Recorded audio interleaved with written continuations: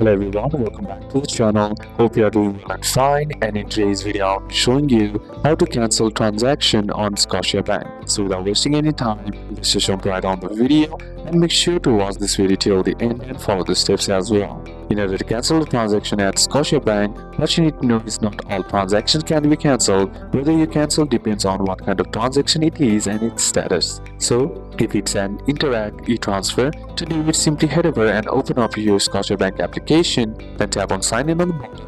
And once you are prompted to this page, enter in your username or card number and then simply tap on continue. Then you will be prompted to enter your password. Once you have entered your password, you will be logged into your account. Then once logged into your account, here what you need to do is simply tap on more option on the bottom right corner of your screen and then simply select Interact e-transfer. Then once you select Interact e-transfer, what you need to do is select history from here and then tap on the pending transfer that you want.